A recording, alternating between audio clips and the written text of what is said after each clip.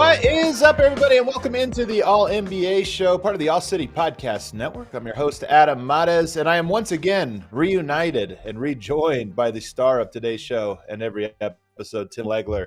Legs, it is great to see you back. Good to be back. Good to be back. Refreshed. Had a little vacay time. Snuck a quick trip in before things get nutty. So yeah, but of course, you know me. Always got one eye on the games, even when I'm not working. So. I imagine you were watching a fair amount of basketball. There was some good stuff over the weekend, and we're going to end the show by talking about some of the stuff Legs missed because there's big stories, including Bradley Beal going back out of the lineup, so the Suns' big three once again on hold. Ja Morant returning to the lineup tonight. That's a pretty major story. But we're going to begin by talking about the Timberwolves, who, to me, are officially a legitimate title contender. We're also going to talk about the Clippers, who at least have looked like that over the last 10 games. And we'll talk about how they got their groove back. But first, we are presented by DraftKings Fantasy Sports. Check out what DraftKings has to offer this season with code ALLNBA, because life's more fun when you're in on the action.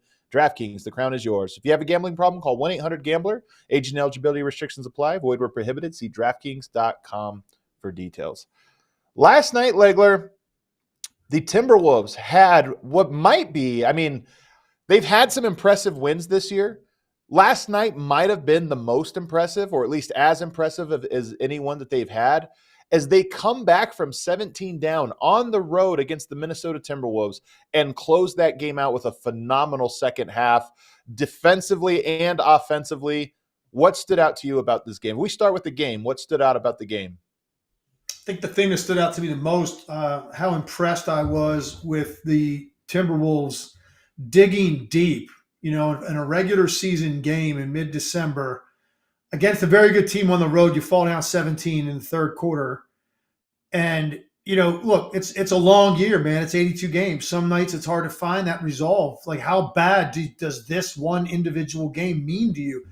And I just felt like defensively, and, I've been saying more and more, you don't see a whole lot of defenses that actually really are affecting teams to a certain extent. I think Minnesota is definitely an exception of that. And their second half defensively, the way that they turned it up, and it was across the board. It wasn't like a couple of guys, right? It wasn't like Jaden McDaniels picking guys up 94 feet or Gobert single-handedly, like not let anything near the rim. No, it was everybody. It was Anthony Edwards, like picking guys up right when they crossed the half-court line and harassing them off the handle. Karl Anthony Towns was scrambling all over the place. I just thought their resolve to win a game, super impressive. And, against a really good team in their building. So, they've had, like you said, a lot of quality wins, a lot of marquee wins. I don't know, you can look up and down their schedule this year and find a better one than this because of who they were playing, how well Miami was playing. It's not like, this was because the Timberwolves couldn't buy a shot. The Heat were playing great. And a lot of nights, man, it's just hard to dig yourself out of a 17-point deficit when a good team is playing well. But here they were, and it didn't really trigger with their defense. And then if you look at the last 5 minutes of the game, there were so many big plays made offensively, and it was everyone. Everybody was making shots, and I just was so impressed by honestly, that felt, first of all, like a playoff game. The intensity of the game, the way the crowd, the lower bowl in Miami, they were on their feet for large portions of that game. It had a different feel than a regular season game. And for Minnesota to climb all the way back and then hold them off in the last minute, very impressive. When you're talking about the personality of the game, with the intensity that both teams were playing with, Gobert blocked Bam Adebayo shot really hard in the fourth quarter in the late minutes, and he altered another one, forced him to go to a tough one. Bam hit a pair of shots after that, after getting blocked. And a lot of guys, when you get blocked like that, you get a little intimidated or you think, okay, maybe that wasn't the right play. But Miami kept attacking. And that's why this game was great, is not only did Minnesota not give up down 17, they stormed back, but then Minnesota didn't give up either or fold. Right. They stayed confident and they kept attacking. But I liked your note about the personality of this Timberwolves team because, one, there's an excitement when it's your first year being, number one and, this deep into the season. And they play like a team. Like, there are teams that can get bored. I think Denver a little bit this year. They've been there before, a little bored in the regular season. Are we giving everything for 48 minutes? No. Minnesota has that newness of a team that is trying to break out and trying to be in. And that's why, they fall down 17 and they don't just say, okay, it's Monday night. They say, hey, let's keep seeing, let's push ourselves. Everything feels fresh. And it is the defense. They have so many good defensive players on that team and so many different guys that made an impact. And when they got their momentum going, it just felt like every time the Miami scored in the second half was a miracle because of how hard and how intense they were guarding the perimeter, guarding the interior, rebounding, everything. Yeah, and I think for me, I just looked at some of the big plays made down the stretch too, and it was interesting because they did it with different looks. One was they overwhelmed them with size, and one of the biggest plays of the game, 1 point game, little over a minute to go. Anthony Edwards misses a three, and Karl Anthony Towns just won't be denied. Goes in, grabs the offensive rebound, and then throws a lob to Gobert for a dunk. Right. So it just the Heat looked so small in that moment with these two giant guys kind of playing, volleyball on the glass and ending with a dunk for Gobert to put them up three with a little under a minute to go. So I just felt like they imposed themselves physically on this team. And I think the barometer for them is Anthony Edwards, because I kind of know now what Jaden McDaniels looks like defensively, Nickeil Alexander-Walker, what he looks like, what Gobert looks like, obviously, throughout his career. Mike Conley, conscientious defender, right? Just scrappy. He's going to fight over picks. Anthony Edwards is a star scorer in this league, right? Yeah. Star scorers, a lot of times they don't have that attached to them, that they can just, they can roll their sleeves up, put a hard hat on, and get in the mud when they have to. And I feel like when he ramps it up and you pair him next to McDaniels and Walker, right? And they're all on the court together, and there's not that one weak link where two guys are pressuring the ball, and then the first pass is made easily to the wing because that defender is 8 feet off. So it's what's the point of pressuring the ball to that extent if you're going to allow the first pass on the wing to be caught that easily, right? That's what I'm talking about. And when Anthony Edwards ramps it up a notch, and he definitely wants to a lot of the game because he's got that manic look in his eyes, how competitive he is, that's when I notice a difference in their team, and that's when they become one of the outliers for me in terms of teams not affecting teams defensively. They absolutely affect you. And they do it most of the time. And when he's really dialed in and engaged with everything else they have going around him, that's when they look like a team. And you and I were talking right before we came on. You're starting to buy in that this is much more than a really good start to a season. This looks like a team that has a shot. I mean, a real shot in the West. I mean, I'm over the hump, and last night's game might be the one where I go from, they're a good story, or they're this or that. I honestly think that they belong in the top tier of title contenders. The question, and we'll get to this in a second, the question is they don't have the experience, and how hard is it to go from just a team talented enough to now you have to get the experience. But I just look at them and I go, when we talk about great defenses, the Houston Rockets affect teams on the defensive end, but not to the degree and not as frequently as Minnesota. Minnesota brings their defense on the road. They kind of do it against everyone. The Boston Celtics affect teams defensively, but again, not every single night, not with the consistency. The Orlando Magic are the other team that I think pretty consistently affects teams defensively, but not to the degree of Minnesota. Minnesota has this almost intimidating level of defense. And again, Miami is a team that doesn't get intimidated, but they still were able to shut them down. The other story, so moving on from the defensive aspect of this, the other story was Miami made their run in large part because they went to a zone. And when you talk about the matchup becomes, all right, if you have size, can you use your size to your advantage? And I thought when they fell behind, a lot of that was because of the Miami Heat zone and because the Minnesota Timberwolves couldn't seem to figure out how to get dribble penetration or use their size to an advantage. They weren't getting rebounds. They weren't getting into the paint. And that's how they fell back. How did they break out of that? And what did you see in the second half that allowed them? Because it was the second half where the size really started to become an advantage. Yeah, and I think there are certain areas of the floor you got to occupy when you're attacking the zone, and I don't think they did a very good job of that. Very few teams are going to play zone, if any. Actually, I don't even know, the data's not in front of me. Does any team play zone more than Miami? I don't think so. They play it. They're very effective at it. They mix it up frequently throughout the game. Like, some teams will go to a zone at some point in the game for a handful of possessions to mix it up. Invariably, Right. the zone's terrible because they don't practice it. And so they get out of it, right? They'll give up a couple corner threes, or a guy flashes middle and gets something easy. And it's like, okay, let's get out of the zone. It's like a coach does it on a whim because they don't really practice it very much. Miami practices it. It's a part of who they are defensively. They're going to force you at times in the game to operate against it. And if you don't have the right personnel in, or you're not occupying the proper spots, you're not getting great looks. And that's what I thought was happening to them throughout the game. But then I think what triggered it for me was their defensive pressure was allowing them to get up the floor a little faster because they were taking off the glass, or they were forcing a turnover. They were getting up the floor faster. And a lot of times Miami will go zone on a make, and they'll go man-to-man on a miss because it's easier to just run back with the guy near you, right? So I think they were able to get into it on fewer possessions, and it allowed Minnesota to find a little bit of a rhythm. Those other teams you mentioned that can be impactful, or at times really, determine the game defensively, but we say, not as often as Minnesota. Part of the reason, I think, is because Minnesota is not a super high-powered offensive team, okay? Some of the teams you mentioned, like Boston, getting to 130 is not much for them. Like, they'll do that all the time. So they fall into a trap sometimes of these shootouts, where they're trading baskets or they're trading threes because they have so much firepower. Minnesota, they're 10th in the Western Conference in scoring, right? And they're the number one team in the West record-wise. So they're doing it a different way, right? It's different than how a lot of these other teams. Milwaukee's another team.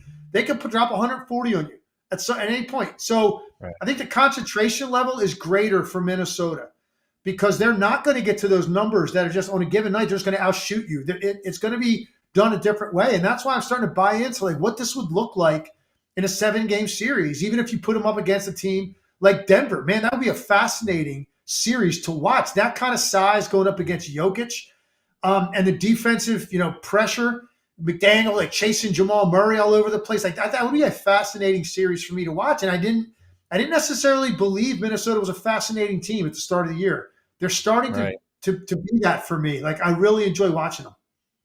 And again, I've said this a couple times, but Denver, a lot of Denver players, when asked about their championship run, what was the toughest part? They've almost all said Minnesota. That series was the one that made them the most uncomfortable. And that's the first thing that kind of perked, my ears up, thinking okay, is this team actually on the rise? And of course, this year it's all coming to fruition.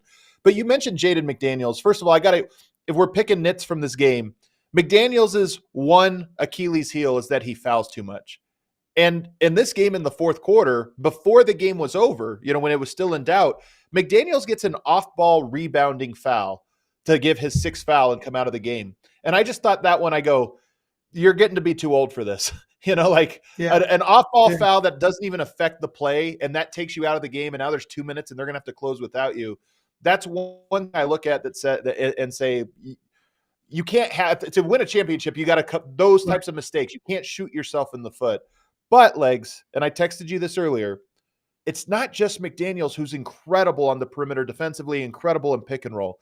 Nickeil Alexander-Walker last week was my most interesting player, and I have that a crazy stat here of the 65 defensive PNR duos who have gone through at least 100-plus pick and rolls.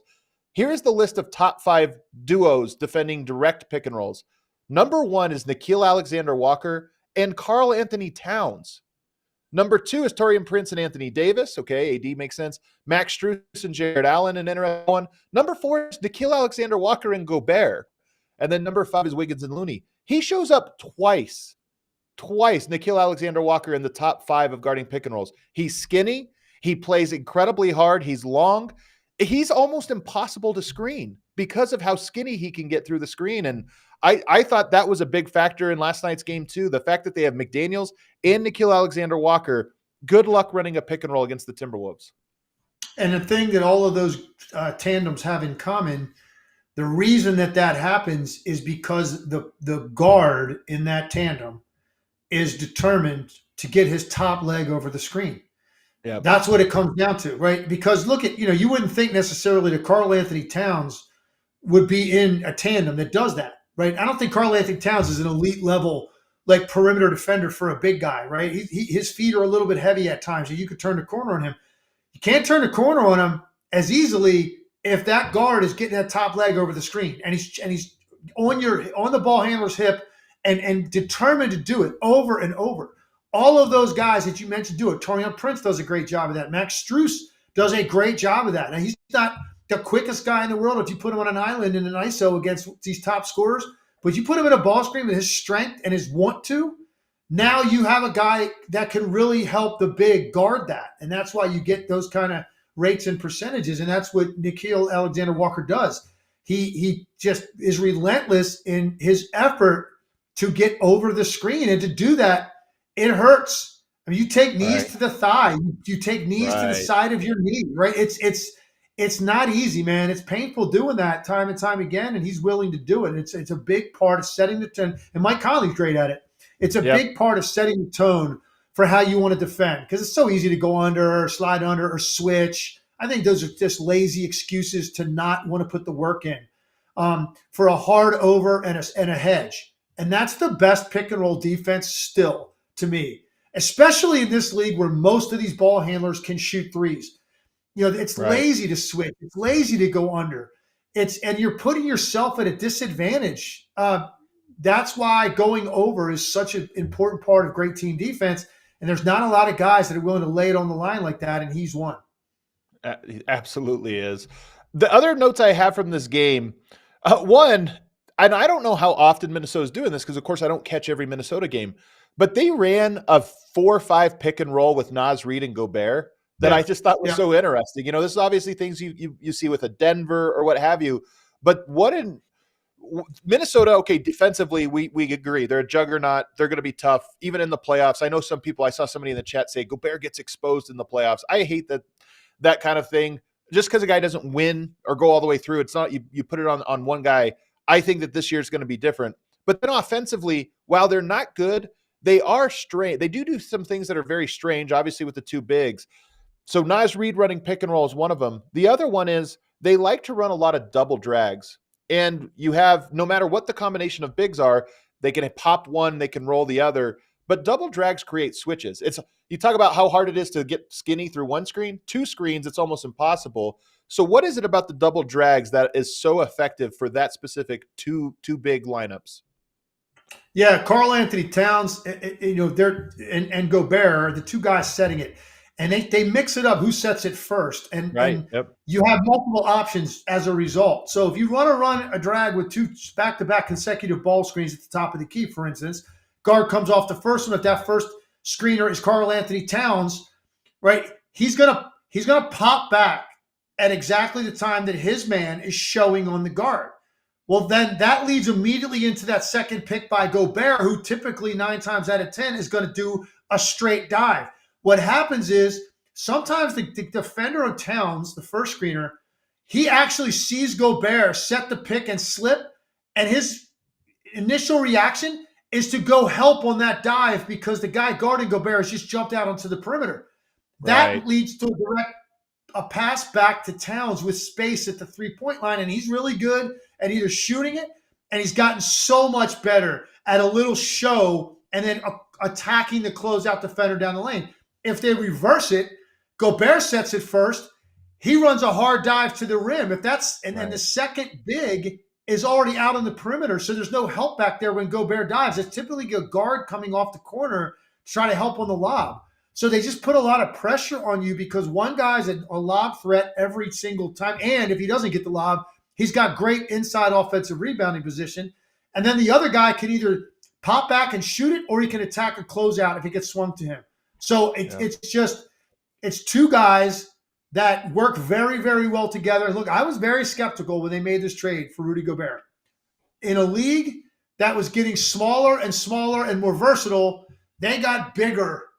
I thought more plotting and less versatile, particularly defensively, with two bigs on the court with all of these three-point shooters they're going to have to get to. And it looked that way. Maybe I was going to be right initially. And now I see that they've really worked this out, and the chemistry is building there, man. And they're reading each other so well. And sometimes they're just so formidable when they're out there together on both ends with the size. Like I said, that play, they got that offensive rebound on the lob. The Miami Heat looked like a bunch of children out there compared to them on that particular play. So they've worked it out, and they present a look that really few teams in the league can match up with when you go that kind of size.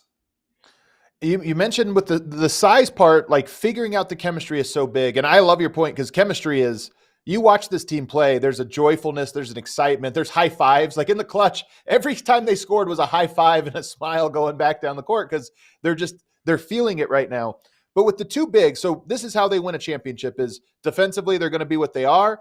And offensively, they're going to be too big for all these teams. Because if you try to go small and say, okay, well, we're going to shoot threes and draw Gobert out the paint, well, you better not get killed on the glass and in the paint.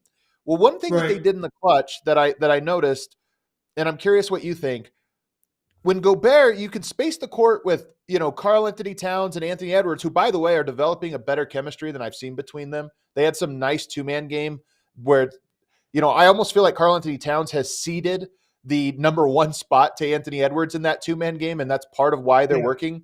But you run those two guys on one side of the court, so you have three floor spacers. How do you space the floor with Rudy Gobert on the weak side? Well, he makes himself into a very nice off-ball flare screener. So if you're a help guy and you're on Gobert and you're saying, well, I'm just going to go flood the strong side, he's making you pay by just hunting opportunities to get one of his teammates open and then rolling to the rim. And I just feel like the timing on those actions, Gobert off ball, not just playing in the dunker, but okay, my guy's not guarding me, let me do something that makes the team punish. And I feel like they've found a really nice rhythm with that specific sort of iteration.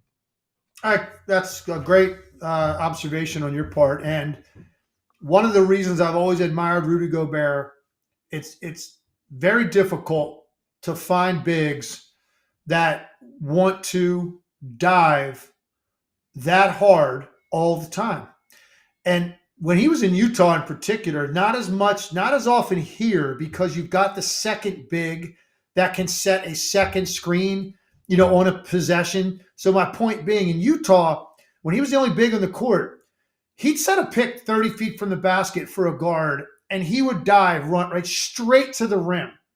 And then whatever would happen, the action would come off, it wouldn't materialize, so they'd swing it to the wing, and now a different scorer would have it. And here comes Rudy Gobert, running out from the rim, back out to 25 feet to set a second screen, and then going all the way back to the rim again. You just don't see guys with that level of effort and energy and understanding their role. Look, and don't get me wrong, sometimes in Utah, he would get kind of ticked off if one of those two, he didn't get a lob thrown to him from Mitchell or something, right? Or Ingles. Like you could see he'd get irritated sometimes, but that's okay, because even though he would get irritated, he'd do it the next trip and the next trip and the next trip. And he does the same thing in Minnesota, and he saves him a little energy here because he might set the first one and dive to the rim. And if there's no action and that ball gets swung, well, Karl-Anthony Towns is probably already out there on the perimeter somewhere. So now he'll go set the second screen. And now Gobert will just go stand on the short baseline and just wait for a shot and then circle in and try to get offensive rebounds. I just admire him understanding his limitations and how he can most affect the game. His dives attract an awful lot of attention, man, because of his length. And you got to get guards down there, pinching on his lower body and trying to get a backside into him to prevent him from jumping, whatever it takes. But it's a crowd there in the lane because of him. And some guys might do that 5-6 times a game. The guys aren't doing that 20 times a half the way Gobert is. And it's just such an important element for your team to find a guy that wants to do it and is willing to do it and is committed to do it because he understands how important it is.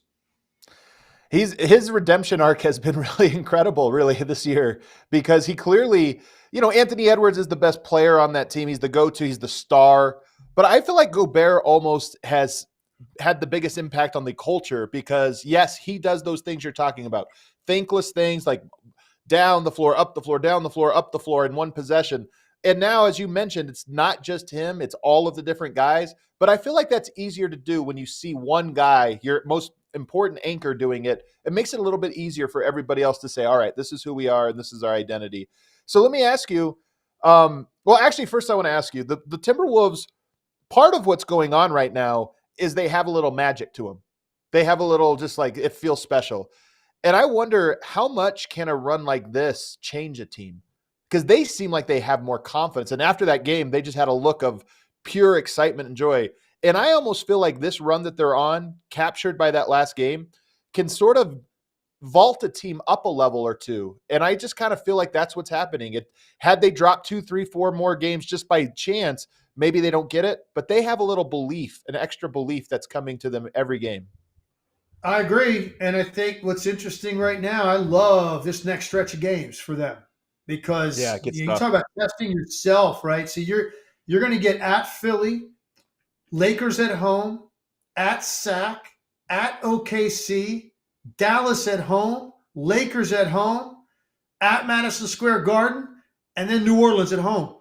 Man, that's a hell of a stretch. Like, so they've already kind of caught everybody's attention. We're in agreement. This team is legitimate. And now, a game like that, like Miami coming back against that team, as well coached as they are, and they played well, and they still didn't win the game. That gives you a tremendous boost. But now you get to go see, like, this is going to be like a murderer's row here in your schedule, and they look like they're up for the challenge. So it's going to be definitely a team you're going to want to be checking out over the next 2 weeks. Well, sadly, I just looked. They're not on national television until January 18th. So they have a whole month basically of being behind the scenes. But, that's nobody saw this really coming into the year. And here they are. Is there anything else you have on this game or on this team in particular? I just said it. They're in my tier 1 title contenders. And I guess the one reason you would be hesitant is because they never have won in the playoffs. They only have one win, last year.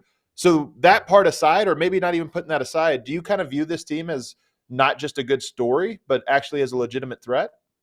Yeah, they're a threat. They're in the mix for sure. I'm not going to be shocked one bit to see them, be look. I don't know. I'm not going to sit here and predict, a little over a quarter of the way through the season Sure. how they'd match up in a series with Denver or the Lakers or Phoenix.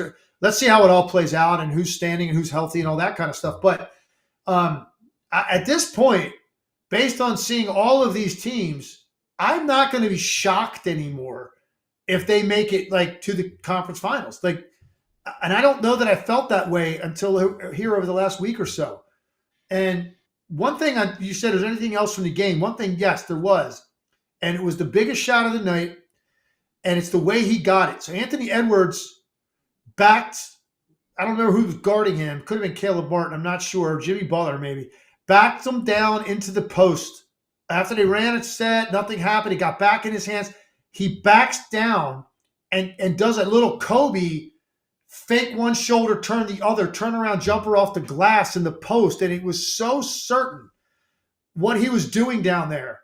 And I thought, man, this is scary now. He adds this element because, look, one thing about him, the last couple of years, one thing about Anthony Edwards, he wants it so badly. Sometimes he goes for the kill shot when he doesn't need it from deep, and you bail teams out.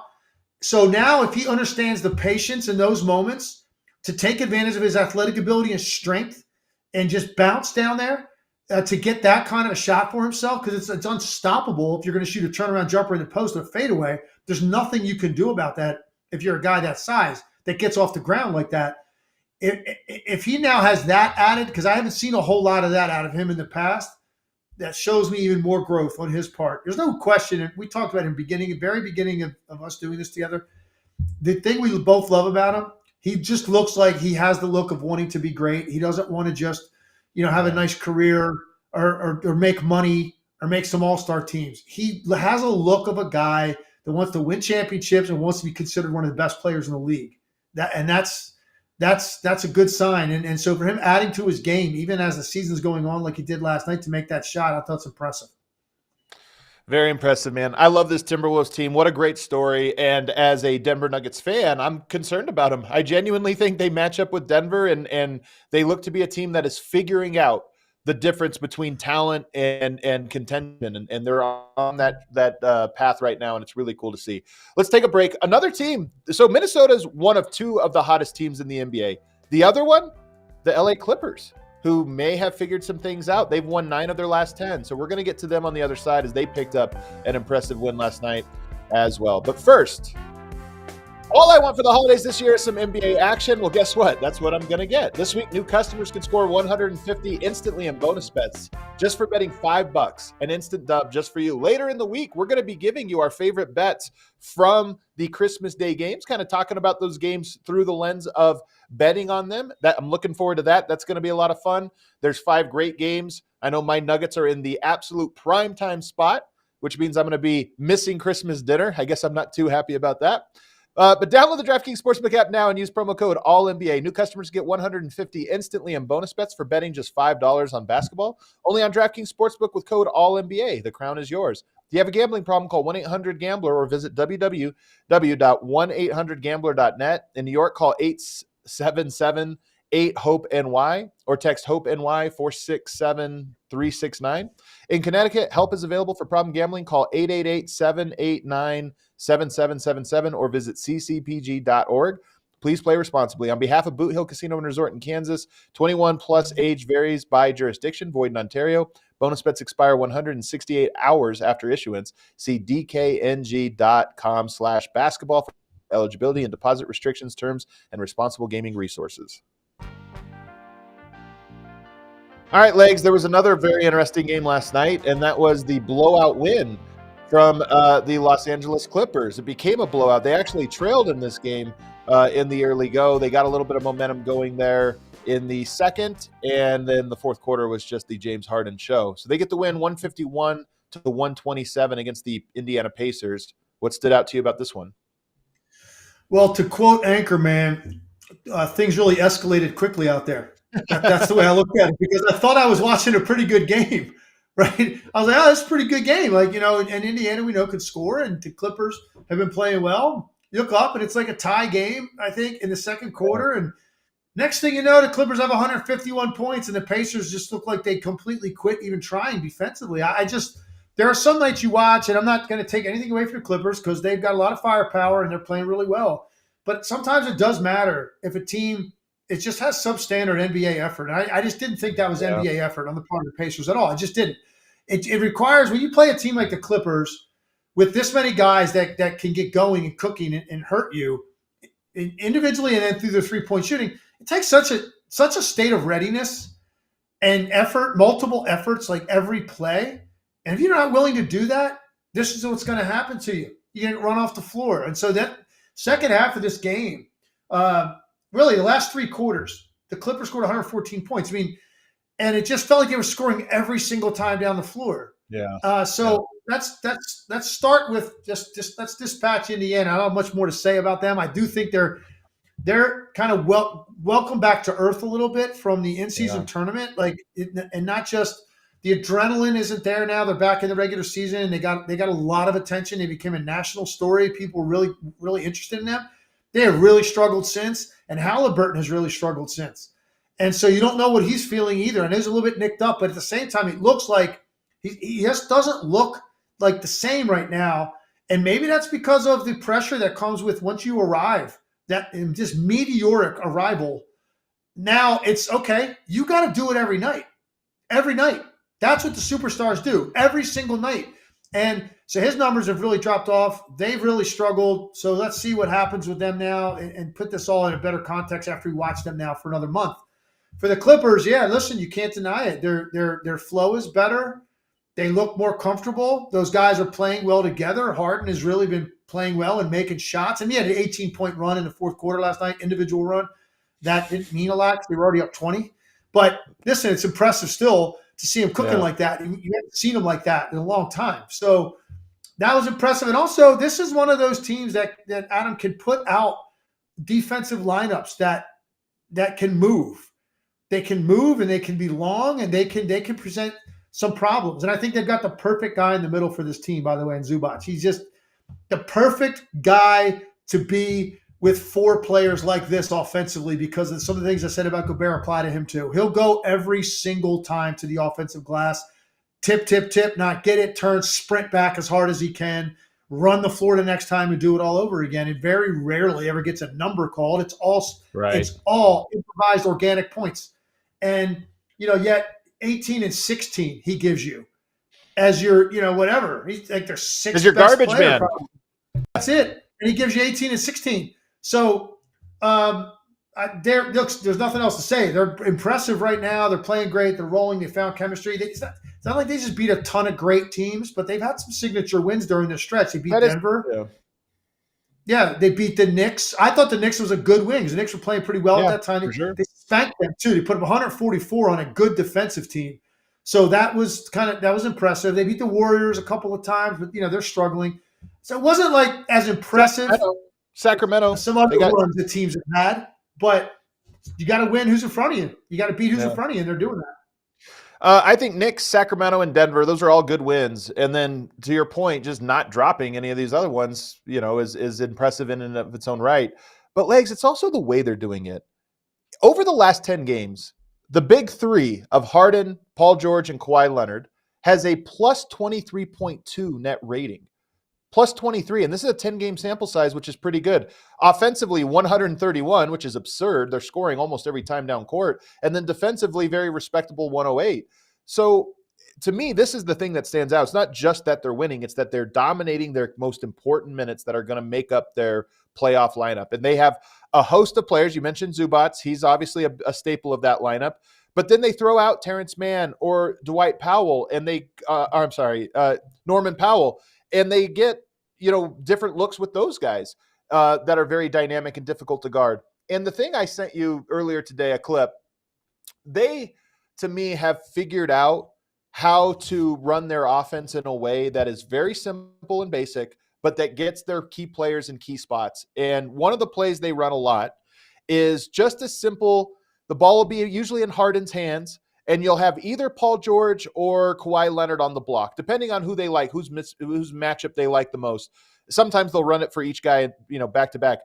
And they'll have that on one side. And on the other side, they'll get a double pin down for somebody in the corner coming off it. And it's a simple action. But when I say a team has figured out the new pieces, you can run the ISO for Kawhi or Paul George. You can have Paul George or Kawhi coming off a double pin down. And if none of that works and all the various reads and counters, you end with a James Harden pick and roll at the top. So you kind of run through all of your top options. You get to them very easily and quickly. And as a defense, you're worried, do I overload on the ISO on Kawhi? Do I stay in position to guard the pick and roll? Do I chase Paul George off the screen? It's so simple that they can get into these actions over and over and get different looks every single time. Yeah, and I think you hit it on the head. They've simplified it. And they're just going to take advantage of this elite skill level that their best two players have. That's what it comes down to. And then Harden's in a great lane as the third guy, the third option, really, because I think when you're first, which he was for years in Houston, when you're second, which he was in Philly, it's different because you have to do it pretty much every night in the playoffs. And if you don't, your team doesn't really have a chance to win. That's not necessarily the case now, and he's not going to get the top on-ball defender, which is going to help him because he doesn't put guys in his rearview mirror like he used to with his back and forth dribble, and boom, that first step, he's gone. He could still do it sometimes, not consistently, but it's a lot easier for him if he's going to get the third best perimeter defender. And that's what he's getting now because you got to take those first two guys to guard Kawhi Leonard and Paul George. So he's in a great lane. He can pick his spots when he wants to be more aggressive as a scorer, which he certainly was last night, and he has been lately. And then also the fourth guy. Thing I love about Westbrook is this is a guy that was an MVP in this league, okay? And now you look where he's at. He volunteered, obviously, to come off the bench. We've talked about that. But this is the perfect guy to be in that fourth spot because he's always going to play with the same level of intensity. No matter what, And no matter what on a given night, if he gets good looks or not, if the ball's in his hands early enough, if he gets opportunity, because he still wants to play that way, man. All those guys want to play that way at times, to be the alpha and go do their thing. Even if he's not getting it to that extent, he's going to play hard. And he's going to be into the game on the bench, and he's going to be, so I just his energy is such a powerful component for a team to maintain when it's a star player. So he's been great, but here's what it boils down to for me. It always will with this team. It's Kawhi Leonard. It's Kawhi Leonard, man. Mm. In the last he's on one right now. In the last 11 games, the dude is averaging 30 on 62% shooting. Pretty good. 95% free throw shooting, and 55% three-point shooting. 55? Wow. He's on a different planet right now, man. Different planet right now offensively. And look, we've seen this out of him before. We know he can do this. He just has had a hard time staying on the court, staying healthy, playing the games. The fact that he's playing every night and he's playing, 30 anywhere from like on a 28 minutes on the low end to 39. He's always in the 30s in minutes with this kind of usage rate and this efficiency. This looks exactly like Kawhi Leonard during his championship run in Toronto. And that is scary for the rest of the league. And that's what it all hinges on for me, Adam. And as great as Harden's been and Westbrook, Paul George, we talk about the role players, all that, Zubac we gave credit to. Man, whole thing hinges on Kawhi Leonard's health. And he looks tremendous right now. He looks strong, on balance, getting whatever he wants, never rushed. And it's really impressive, man, to watch him go to work right now. I had to look it up as you were talking because those numbers are ridiculous. 4.7 3-point attempts. It's not like he hit one or two threes,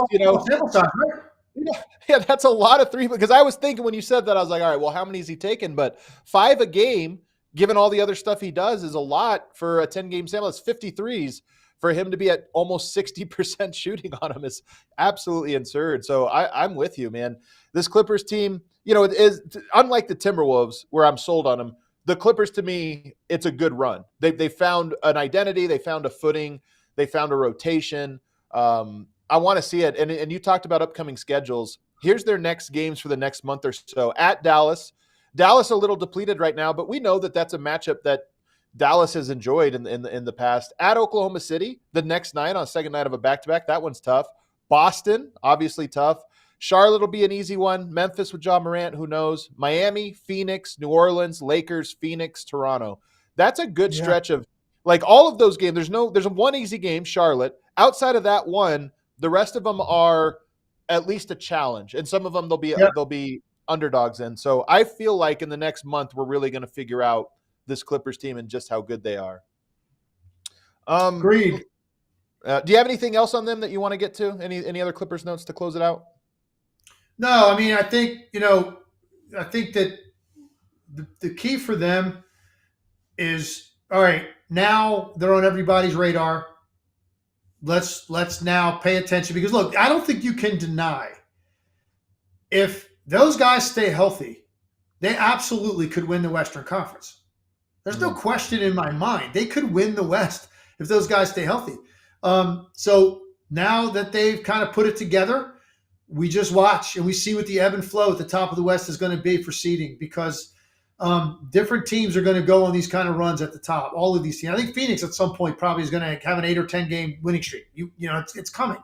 Wow. Denver's always going to be a team that can rattle off wins like that. So, and I think every time one happens, we now look at that current team and say, okay, yeah, maybe this is the scariest team in the West. That's how loaded the top is, and the Clippers now belong in that discussion.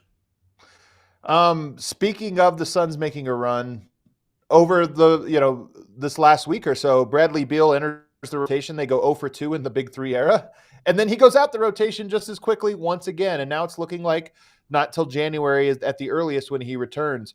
We've talked about this a lot, so we'll be real brief on this. But the Suns were already about to cut the season in about a little bit less than a half at the earliest before we start the Big Three era.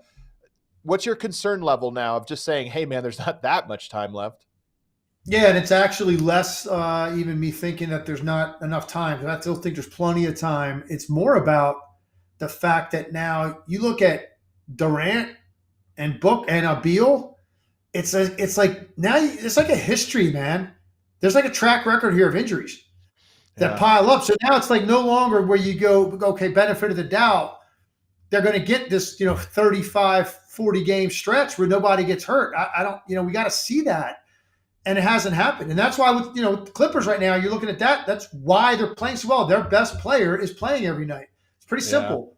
No. And look, I think, with his track record, Kawhi's, I mean, I still think we're a long way from where we go. Okay, man, I guess he's going to have one of those years where he stays healthy. I mean, who knows with him, with all the stuff that's happened. And now I feel like it's kind of like happening with Phoenix a little bit. Like, are they going to do it? Or is it just going to be injury after injury? There's still plenty of time. If you could tell me guaranteed health, I'd say, yeah, give them 25 games. Going into the playoffs, it's all you need. If you could guarantee me that they're all going to be healthy, that's there's only 50 games left, so we're already talking about all three of them being healthy for half of the remaining games. The margin for error for a rolled ankle or for a sickness or for anything, the margin for error just keeps getting tighter and tighter with them. And completely that's agree. And I just think they're going to be a team that it's because of it. We're going to talk about them a lot because of who's on the roster. It's almost like get back to me in the middle of March. There you go. On the Phoenix to see where they're at with their health. A team that is also in the same standing and facing a similar thing, the Cavaliers, who are 15-12 right now, have been a little disappointing so far out of the gate. They lose Evan Mobley, and for several weeks. They're going to have to go a good portion of the schedule now without him. What do you make of that loss? They picked up a win last night, by the way, beating the Rockets. A pretty nice win. Even though the Rockets don't win on the road, it's still nice. They're still a good team, but they picked up a win there. But can they survive? And how big of an impact do you see this making for them over the next several weeks? It's tough. It's really tough because it's definitely one of the things that differentiates them is what they can do defensively with that tandem of bigs, right? Because Mobley and Jared Allen together, they can do things that the very few teams in this league can replicate. Because Mobley can really get out on the perimeter, move his feet, and guard guys. Then he's got the length to track them to the rim, and then Allen is just incredible at the rim. So they've got this unique tandem. Take one guy down, it's really kind of goes against what their identity is. And I agree that it has been a little bit more disappointing than I thought based on, they had a very splashy year last year, ended abruptly, but you expected coming into the year that, hey, Cleveland, is that clearly going to be the fourth best team in the Eastern Conference? And, right. The Knicks have something to say about that, obviously, but so do the Magic. Yeah, in Orlando. Yeah, Orlando. Everybody was picking them, right, to be to be right there in the mix at the start of the year. So it affects what makes them different with those two guys out there together, and he's going to be out for an extended period of time, a couple months maybe. So it's a tough blow. That's a really tough one. Elsewhere, your guy Keegan Murray, 47 points over the weekend against Utah. Man. We've been waiting for a breakout shoot. I don't think I was expecting this. 12 made threes, which is insane. He joins a short list of players to have ever made 12 threes in a game. But, we talked about the defensive jump he's made this year.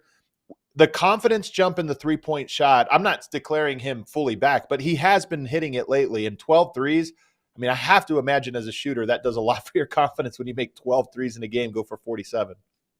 16 for his last 22. That's it. We say guys run a heater all the time, and that is a heater right there. And he's a guy we profiled at the start, as interesting guys because they could be a difference maker for teams that are trying to climb a rung. And we already liked the Kings. We liked what we saw out of them last year. And now, here's a guy that you expect each year here in the first several to get better and better and improve. And, he's had a little bit of a very slow start. Then he found a stride a little bit, and then he regressed a little bit. I still don't think necessarily, and this might sound crazy for a guy that just went 16 for 22 from the three over the last couple of games. I had, averaged 36 points a game in those two games. I still don't watch him play and think I see like a supremely confident shooter. I like this thing. Yeah. Maybe these last two games, maybe something will turn now for him. Because I still see sometimes when he either doesn't pull it when everybody else in the league would have shot a shot he just turned down, or just in general, he shoots it and he doesn't look that sure. So I still think there's still so much more there for him. And this is a really good sign these last couple games, man, because those are some pretty impressive numbers. What I love your point here, because one of the things that stood out to me about that game was as the shots were going on, like after the fourth or fifth one, he started to shoot some that I hadn't seen him shoot before, like a little Yeah, bit, right. a little That's what I contested, mean. a little quick. Yeah. And it's like, you know what? That is good. I don't know, finding the right balance between just letting it fly versus trying to be selective is always tough. But for him, he's a rare example of a guy whose the dial is turned too far down. He needs to turn it up a little Right. bit. In that game, because he was feeling it, he had that going. So that was a lot of fun. Tonight, the return of Ja Morant in New Orleans, taking on the New Orleans Pelicans. That game is on TNT tonight. I don't know that it could have gone much worse for Memphis in the absence of Ja Morant. They are 6-19. They are 7.5 games back of the play-in. I kind of have their season as over, but what do you expect from Ja Morant tonight? And how is he going to change this team? And what's it going to take for them to kind of become relevant again? Yeah, we were debating this a little bit, and you said, it was over. And I said, I'm not necessarily so sure about that. And then the more I start to look at this and just do the math on it, and also just how long Right. is it going to, for him, how long is Yeah. it going to be before he's stringing together, games where it's like, oh, every night he looks like Ja Morant at his best. Like that could take a while, man. It's a long time to be away from the game Yeah, it and is. to find rhythm. Even a guy like that just you think is just going to rely on his supreme athleticism. No, there's a lot more to it than that. For guys to find their rhythm with their handle and their shooting and just their timing on stuff, his athletic explosion. He's going to have so much adrenaline in this first game because he probably missed it so much. And he knows where his team is, and he's going to maybe even force it too much and try to do a little bit more than is there, and that's going to not necessarily work well for him. So just him finding his game is going to take a while. Where will they be at that point? They got a lot of road games coming up, basically between now and the third week of January. Man, they Oh got a man, ton of you're road games. right. Woo. So I'm looking at we'll it see. now. And you That know is a what? tough schedule. And we're good. Yeah, we'll see what that. Sometimes, man, it's good. It's good for guys going through certain things That's to true. get out on the road. Actually, it's a little bit easier sometimes. You have a.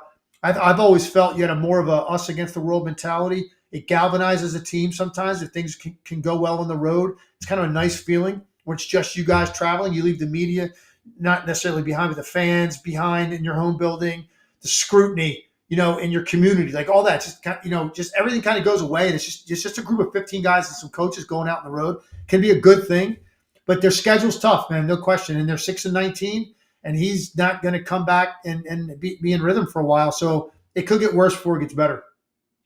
The other matchup tonight that I'm pretty excited for, Wembenyama versus Giannis tonight. Look, this isn't a compelling matchup of Bucks and Spurs because I think the Bucks have a pretty big advantage in this game. But Wembenyama, whenever he's asked about his influences and who he looks at, he always mentions Giannis.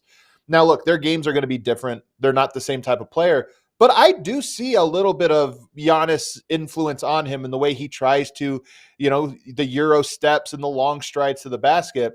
I'm at least excited just for this matchup because I always like when a player goes up against their idols. Yeah. There's just something special there. And I kind of expect that tonight, even though I think the Bucks win this one by 15, 20 points. I just am looking forward to seeing what Wemby does tonight going up against Giannis. Yeah, that's a good one. Definitely a good thing to watch based on what Wembenyama has said about him in the past. But if I had to give him some advice, if that's your idol and you really want to sort of pattern yourself after him, the stuff you mentioned on the court, great, the Euro steps and the things like that. I got an even better suggestion. You really want to emulate Giannis Antetokounmpo? Watch the way he changes ends of the floor. Ooh, That's interesting. Okay. and that's what Wembenyama. When I watch him now, sometimes, and look again, and I've been big on this. The lack of a competitive environment sometimes isn't the best thing to get that out of you. Like, we compare him and Holmgren. Holmgren is in it with a team that's really playing for something now. And Yeah. so the accountability is so much greater. And it gets that extra effort out of you because you have no choice. You can't let anybody down. We're supposed to win tonight. That's not the case in San Antonio. And so when I watch him sometimes, it's the changing ends of the floor, but he'll take a couple trips where he's kind of like in jog mode and guys will run past him or they'll throw it ahead of him. You really want to have the career path and career arc of Giannis Antetokounmpo? Watch how hard that dude plays all the time. And that's what I think Wembanyama, that would be the best thing he could do because of his unique set of skills he has and length. And you play that hard all the time, even while you're trying to get stronger, you can make a lot of stuff happen right now that is still out there for you that you're not making happen because you're not in that mindset. And I think the lack of, like I said, winning, being important, I think maybe that's where that extra 10, 15% can come from that they're not going to probably get this year. Yeah. Well, that's it, man. This was a great show. You could tell we missed you, Legs, because there was so many different storylines to hit in short order. But, we hit them all. And there's some good games coming up here the rest of this week. As I mentioned, those ones tonight. We are off tomorrow, but we will be back Thursday. We will be back Friday. We will have a special edition where we preview the Christmas games. I know a lot of people start to tune in for the first time on Christmas. We'll give you a betting guide to that. Legs, great to have you back again, man. Thanks, Adam. Talk to you Thursday. Everybody do us a favor. Hit that like button on the way out. We'll see you guys Thursday.